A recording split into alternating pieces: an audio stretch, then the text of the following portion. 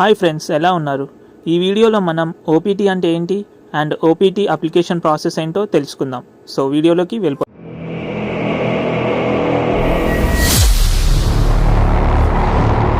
OPT గురించి తెలుసుకునే ముందు మనం సిపిటి గురించి కూడా తెలుసుకుందాం, కొంచెం ఇన్ఫర్మేషన్. అండ్ సిపిటి అంటే కరిక్యులర్ ప్రాక్టికల్ ట్రైనింగ్ అనమాట. సో ఇది మీరు యూఎస్ వచ్చిన తర్వాత 6 months తర్వాత నుంచి మీరు ఇంటర్న్షిప్స్కి అప్లై చేసుకుంటారు కదా, సో దీన్ని సిపిటి అంటారనమాట, మీరు ఇంటర్న్షిప్ చేసే టైంని. సో ఇది మీరు break times like summer and winter break టైమ్స్లో 40 hours చేసుకోవచ్చు, అండ్ క్లాసెస్ ఉన్నప్పుడు మాత్రం 20 hours చేసుకోవచ్చు అనమాట సిపిటి, ఒకవేళ మీకు అప్పుడు కూడా ఛాన్స్ ఉంటే. సో ఇట్లా ఈ సిపిటి ఎప్పుడెప్పుడు చేసుకోవచ్చు అంటే, మీరు లైక్ ఫాల్ ఇంటేక్ వస్తే మీరు నెక్స్ట్ సమ్మర్కి సిపిటి చేసుకోవచ్చు అనమాట. ఒకవేళ మీరు మధ్యలో ఏం చేయకపోతే మీ మాస్టర్స్ అయిపోయిన తర్వాత కూడా మీరు ఫస్ట్ 6 monthsలో సిపిటి చేసుకోవచ్చు. మీకు ఒకవేళ ఇంటర్న్షిప్ వస్తే, రాకపోతే మీరు ఓపీటీకి అప్లై చేసుకోవచ్చు అనమాట. సో ఓపీటీ అంటే ఆప్షనల్ ప్రాక్టికల్ ట్రైనింగ్. ఈ ఫస్ట్ 1 year ఏంటి అంటే, మీ ఎమ్మటే మాస్టర్స్ అయిపోగానే మీరు అప్లై చేసుకుంటారు కదా, దాన్ని జనరల్ ఓపీటీ అంటారు. ఇది 1 year ఉంటుంది.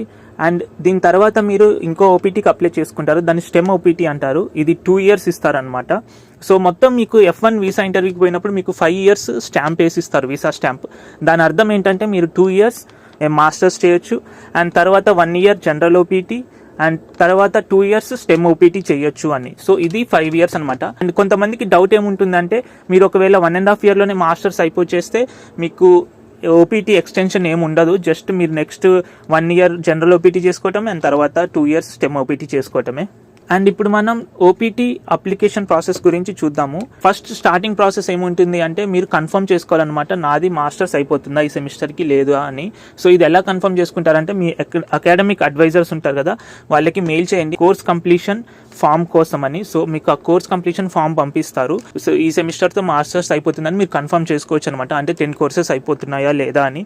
మీరు ఒకవేళ వేరే కాలేజ్ నుంచి ట్రాన్స్ఫర్ అయితే అందులో మెన్షన్ చేస్తారు ఎన్ని కోర్సెస్ ట్రాన్స్ఫర్ అయ్యాయి, ఇంకెన్ని ఉన్నాయి ఏంటి అని. సో మీరు దాంతో ఒక క్లారిటీ తెచ్చుకోవచ్చు అనమాట. సో ఆ ఫామ్ సైన్ అయిపోయిన తర్వాత నెక్స్ట్ మీరు వచ్చేసి ఓపీటీ ఫామ్ రిక్వెస్ట్ చేయాలి. సో ఓపీటీ ఫామ్ని రిక్వెస్ట్ చేస్తే మీకు మీ అకాడమిక్ అడ్వైజర్ ఈమెయిల్ చేస్తాడనమాట ఓపీటీ ఫామ్. అండ్ ఈ అప్లికేషన్ ఫామ్లో వచ్చేసి వాళ్ళు మిమ్మల్ని 3 అడుగుతారనమాట. ఏంటంటే, మీ ఫుల్ నేమ్ అడుగుతారు, అండ్ మీ సిగ్నేచర్, అండ్ వచ్చేసి ఓపీటీ స్టార్ట్ డేట్ అడుగుతారు. ఇది చాలా ఇంపార్టెంట్, మీరు చాలా ఆలోచించి తీసుకోవాలి డిసిషన్ ఓపీటీ స్టార్ట్ డేట్. ఎందుకంటే మీరు ఓన్లీ 60 days లోపే పెట్టాలి, మీ మాస్టర్స్ అయిపోతుంది. లైక్ ఇప్పుడు మీది December 15th అయిపోతే February 15th లోపే ఏదో ఒక డేట్ సెలెక్ట్ చేసుకొని పెట్టాలి OPT start date. And May 15th అయితే July 14th లోపే సెలెక్ట్ చేసుకొని పెట్టాలి స్టార్ట్ డేట్. సో ఇలాగనమాట, మీరు 60 days లోపే ఓపీటీ స్టార్ట్ డేట్ని సెలెక్ట్ చేసి పెట్టుకోవాలి. ఓపీటీ ఎండ్ డేట్ వచ్చేసి కరెక్ట్గా 1 yearకి పెట్టాలన్నమాట. లైక్ మీరు ఒకవేళ February 5th పెడితే స్టార్ట్ డేట్, మీరు నెక్స్ట్ ఇయర్ February 4th వరకు పెట్టాలన్నమాట ఎండ్ డేట్. అండ్ మీరు ఇది సైన్ చేసి మీ అకాడమిక్ అడ్వైజర్కి పంపించేస్తే అతను సైన్ చేసి మీకు రిటర్న్ పంపించేస్తారు. ఇప్పుడు మీరు ఈ ఓపీటీ ఫామ్ని తీసుకొని మీ కాలేజ్ పోర్టల్లో అప్లోడ్ చేయాల్సి ఉంటుందన్నమాట. సో దానికి కొన్ని కాలేజెస్ ఛార్జ్ చేస్తారు, కొన్ని కాలేజెస్ చెయ్యరు. మామూలుగా అయితే $100 ఛార్జ్ చేస్తారు. మీకు ఓపీటీ I-20 రిలీజ్ చేస్తుంది అనమాట కాలేజ్. సో మీకు కావాల్సింది ఈ ఓపీటీ I-20, దీనికోసం అన్నమాట ఇన్ని స్టంట్స్. సో మీకు ఇక్కడ చూపిస్తాను కదా, ఈ వెబ్సైట్లోకి వెళ్ళి మీరు ఈ ఓపీటీని అప్లై చేసుకోవాలన్నమాట. ఇది గవర్నమెంట్ పోర్టల్. సో దీనికి మీకు $410 ఛార్జ్ చేస్తారు. అండ్ ఆల్సో మీరు ఈ ఓపీటీ I-20 వస్తుంది కదా, మీకు అది రిలీజ్ అయిన 30 days లోపే మీరు ఈ అప్లికేషన్ని కంప్లీట్ చేయాలి. సో మీకు ఒకవేళ 30 days దాటిపోతే మీరు మళ్ళీ రిక్వెస్ట్ చేయొచ్చు కాలేజ్ వాళ్ళని, ఇంకో ఓపీటీ I-20 కావాలి అని. సో కొత్త డేట్తోని వాళ్ళు రిలీజ్ చేస్తారు. సో మీరు ఈ వెబ్సైట్లోకి వెళ్ళాలన్నమాట. ఈ వెబ్సైట్లోకి వెళ్ళి మీరు ముందుగా అప్లికేషన్ ఫిల్ చేసేది ఇది గుర్తుపెట్టుకోండి. మీకు ఒకవేళ ఏమన్నా ఆన్సర్స్ తెలియకపోతే, ఈ అప్లికేషన్లో ఉన్న వాటికి తెలియకపోతే జస్ట్ వదిలేసేయండి బ్లాంక్ స్పేస్. కానీ NA అని నాట్ అప్లికబుల్ అని కానీ ఏం పెట్టకండి అలాంటివి. అండ్ నెక్స్ట్ వచ్చేసి ఈ పేజ్లోకి వెళ్ళేసి మీ ఈమెయిల్ ఐడి అండ్ పాస్వర్డ్ ఇచ్చి అకౌంట్ని క్రియేట్ చేసుకోండి.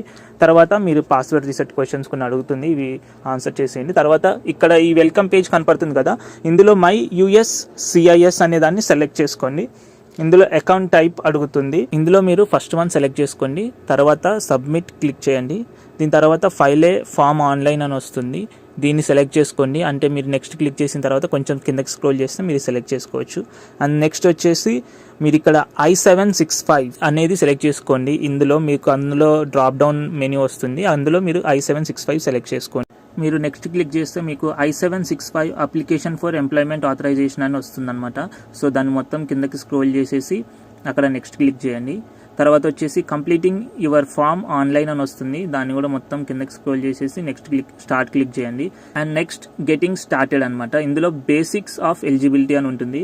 ఇక్కడ మీరు వచ్చేసి C3B student post completion OPT అని ఉంటుంది. దీన్ని సెలెక్ట్ చేసుకోండి. మీది మాస్టర్స్ అయిపోయింది కాబట్టి దీన్ని సెలెక్ట్ చేసుకొని కింద వచ్చేసి ప్రీమియం ప్రాసెసింగ్ సర్వీస్ అని ఉంటుంది. ప్రీమియం ప్రాసెసింగ్ సర్వీస్ అంటే మీరు $1,500 పే చేయాలి. మీకు 1 monthలో రావాలి OPT డిసిషన్ అంటే. సో మీకు కావాలంటే చేయండి, లేదంటే నో క్లిక్ చేసి నెక్స్ట్కి వెళ్ళండి. అండ్ నెక్స్ట్ వచ్చేసి what is your reason for applying అని ఉంటుంది. Initial permission to accept employment అని క్లిక్ చేయండి. Next do have previously filed for I-765 అని అడుగుతుంది. మనం చేసుంటాం మోస్ట్లీ కాబట్టి నో, ఒకవేళ చేస్తే ఎస్ పెట్టండి. And if someone assisting you with completing this application అంటే నో పెట్టండి, నేనైతే చేయట్లేదు. మీ గురించి అడుగుతుంది అనమాట details. What is your current legal name అంటుంది. మీరు అక్కడ మీ నేమ్ అను మీ ఫ్యామిలీ నేమ్ ఇచ్చేయండి. And have you used any other names since birth అంటే మీరు ఒకవేళ ఏమైనా యూజ్ చేస్తే మీకు లీగల్ డాక్యుమెంటేషన్ ఉంటే ఎస్ అని పెట్టండి, లేకపోతే నో అని క్లిక్ చేయండి. నెక్స్ట్ క్లిక్ చేయండి. ఇక్కడ మీ కాంటాక్ట్ ఇన్ఫర్మేషన్ అడుగుతుంది. సో మీ టెలిఫోన్ నెంబర్, ఈమెయిల్ అడ్రస్ ఇవన్నీ పెట్టేసేయండి. అండ్ మీరు US మెయిలింగ్ అడ్రస్ పెట్టాలి. దీనికే మీకు పోస్ట్ వస్తుందన్నమాట, మీ EAD card, employment authorisation card. Next click చేయండి. తర్వాత డిస్క్రైబ్ యువర్ సెల్ఫ్ ఉంటుంది. ఇక్కడ మీరు జెండర్ అడుగుతుంది అండ్ మ్యారిటల్ స్టేటస్ అడుగుతుంది. సింగిల్ అయితే సింగిల్, మ్యారీడ్ అయితే మ్యారీడ్ పెట్టేసేయండి. అండ్ నెక్స్ట్ వచ్చేసి when and where you are born, like మీ పాస్పోర్ట్లో ఉంటుంది కదా మీ సిటీ ఎక్కడ సిటీ బోర్న్ ఇన్ అని.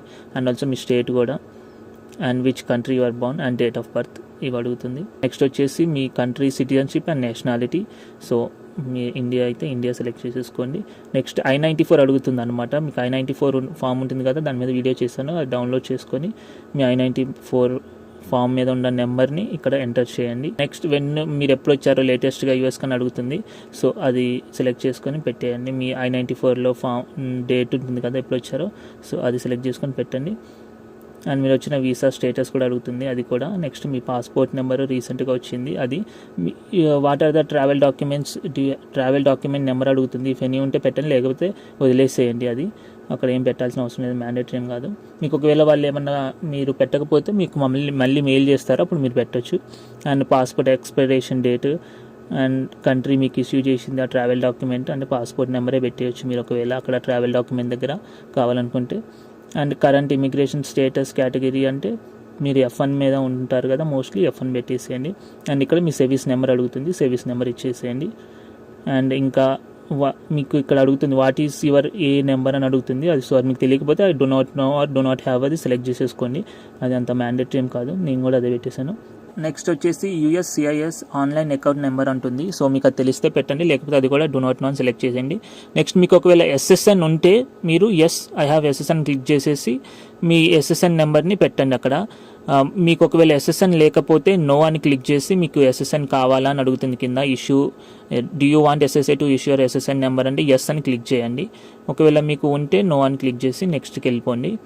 అండ్ మీకు ఇక్కడ 2x2 సైజ్ ఫోటో అడుగుతుంది అనమాట. ఈ ఫోటోని మీరు ఎలా తీసుకోవాలంటే మీకు ఒక యాప్ ఉంటుంది, ఈ యాప్ ఉంది కదా, ఈ యాప్లోకి వెళ్ళి మీరు దిగితే మీకు మంచిగానే వస్తుంది అనమాట. 2x2 సైజ్ అని సెలెక్ట్ చేసుకుంటే ఇక్కడ మీరు 2x2 సైజ్ ఇమేజ్ ఫోటో దిగొచ్చు. ఒకవేళ మీకు మంచిగా లేదు అనుకుంటే మీరు FedExకి వెళ్తే FedExలో తీసిస్తారు 2x2 సైజ్ ఫొటోస్, లైక్ $13 ఏమో తీసుకుంటారు. ఈ యాప్లో అయితే మీకు ఫ్రీగా అయిపోతుంది. ఇక్కడ form I-94 arrival departure record or passport అని అడుగుతుంది. సో I-94ని అప్లోడ్ చేసేయండి ఇక్కడ. నెక్స్ట్ వచ్చేసి మిమ్మల్ని ఇక్కడ employment authorisation card or government ID అని అడుగుతుంది. సో ఇక్కడ మీ పాస్పోర్ట్ని పెట్టేయచ్చు, అది గవర్నమెంట్ ID కిందే వస్తుంది. మీకు ఒకవేళ ప్రీవియస్లీ CPT అప్లై చేసుకొని మీరు ఇంటర్న్షిప్ చేసి ఉంటే ఆ CPTది ఇక్కడ అప్లోడ్ చేయండి. మీకు ఒకవేళ లేకపోతే నో నెక్స్ట్ క్లిక్ చేసేయండి. అండ్ నెక్స్ట్ వచ్చేసి I-20 అడుగుతుంది అనమాట. మీకు OPT I-20 ఇస్తారు కదా కాలేజ్ వాళ్ళు, అది ఇక్కడ అప్లోడ్ చేసేయండి. ఇంకా అది కూడా అయిపోతుంది. ఇవే అనమాట రిక్వైర్డ్ డాక్యుమెంట్స్ మోస్ట్లీ. మీకు ఏమైనా అడిషనల్ డాక్యుమెంట్స్ అని అడుగుతుంది కానీ ఇంకా ఇక్కడ ఏముండవు. నెక్స్ట్ క్లిక్ చేసేయండి. నెక్స్ట్ వచ్చేసి మీరు ఇక్కడ చెక్ చేసుకోవటమే, ఇంకా ఇవన్నీ ఈ డాక్యుమెంట్స్ అన్నీ చెక్ చేసేసుకొని మీరు రివ్యూ చేసుకోండి. అప్లికేషన్ 1-2 సార్లు మీరు దీన్ని ఏంటంటే మీరు సేవ్ చేసి మళ్ళీ రేపు ఎల్లుండైనా మీరు ఏమైనా మాడిఫై చేసుకోవాలంటే అలా కూడా చేసుకోవచ్చు, మీకు ఏమి ఇబ్బంది ఉండదు. సో ఒకసారి అన్ని డాక్యుమెంట్స్ మంచిగా చెక్ చేసుకొని అన్నీ సబ్మిట్ చేసేయండి. అండ్ మీరు I-94 సబ్మిట్ చేసే ముందు కింద ఎక్స్పైరీ డేట్ ఉంటుంది, అది చూసుకొని సబ్మిట్ చేయండి. నెక్స్ట్ వచ్చేసి పేమెంట్ అనమాట. $10 కడితే మీకు ఇంకా అయిపోయినట్టే అప్లికేషన్. మీకు ఇది 3 to 5 months పట్టొచ్చు అని చెప్తారు. మీకు ఒకవేళ ప్రీమియం కావాలంటే $1,500 కట్టాలి 1 monthలో అవ్వాలంటే. సో మోస్ట్లీ 2 monthsలో వచ్చేస్తుంది మీరు అప్లై చేసిన 2 monthsలో.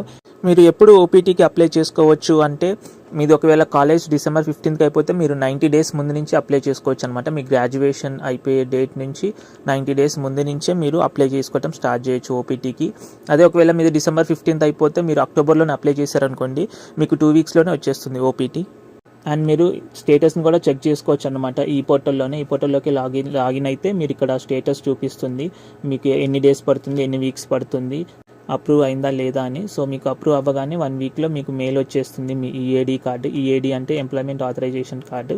సో మీరు ఈ ఈఏడి కార్డ్ని మీ కాలేజ్కి సబ్మిట్ చేయాలన్నమాట. మీ కాలేజ్కి సబ్మిట్ చేస్తే వాళ్ళు అప్పుడు మీకు అప్రూవ్డ్ ఓపీటీ I-20 ఇస్తారు.